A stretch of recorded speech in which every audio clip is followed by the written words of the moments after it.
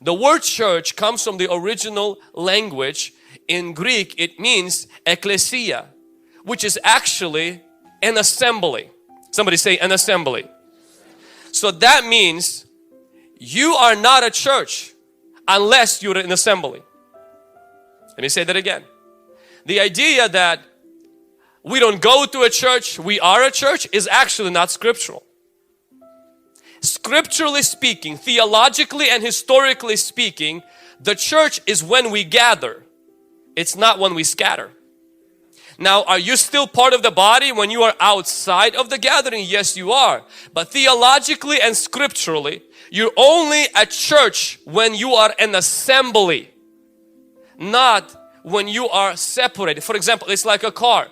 Once all the pieces are assembled, you have a car. When you have a tire, it's not a car. Each one of us are pieces and parts in the assembly. When we're all separated, we're not a church. Maybe believers, maybe devoted to God, but a church is when we are all assembled. Somebody say assembly. Come on, drop that in the chat. An assembly. A church is an assembly. According to 2021 survey, 31% of Americans never attend a church or a synagogue, compared to 22% of Americans who attended every single week. A local church is an assembly. If a church never meets, it's not a church. The meeting is not just something, listen very carefully. The meeting is not just something we do, it's what church is. God has saved us as individuals to be a corporate assembly. That is why any government, any king, any dictator who comes against the gathering is coming against the definition of what the church is. Communists, fascists, Nazis, and all other isms that came all around, they all did one thing. They wanted the church to stop being the church by making it illegal for Christians to gather. If we stop gathering, we stop being the church. So the church, we believe in the church. We behave as a church by assembling. I like what Mark Merker said in his blog. He said 9 justices who serve on our nation's highest judicial body are in one sense regular people like you and I. They walk the sidewalks, they shop at local grocery stores. You might find yourself sitting next to one of them at the Washington Capitals hockey game or an opera at the Kennedy Center. They're all influential individuals on their own, of course, but in the deepest sense, they are who they are as an assembly. When the Supreme Court justices meet as a court to meet formal judgments, they take on a unique joint identity.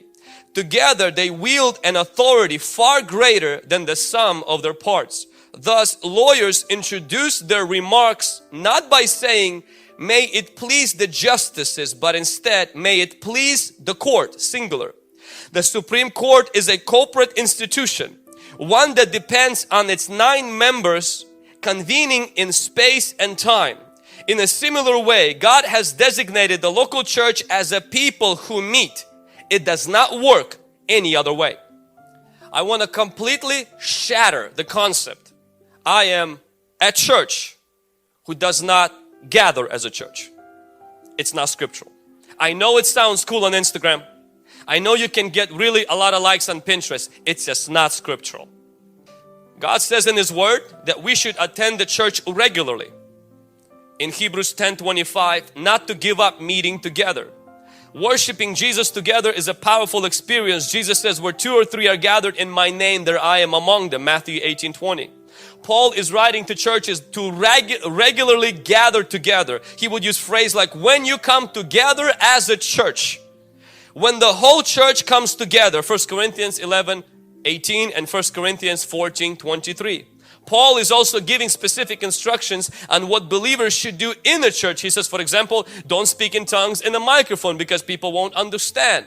Women should behave this way. Men should behave this way in a church gathering. Not as a church believers outside and home, but he also gives instructions on how to act in the actual church gathering. He also talks about discipline that is given in the church. For example, if one of the believers, upholds heresy or creates immoral lifestyle that he doesn't want to repent and change, he says, present it to the church and let the church judge as a corporate body, as an assembly.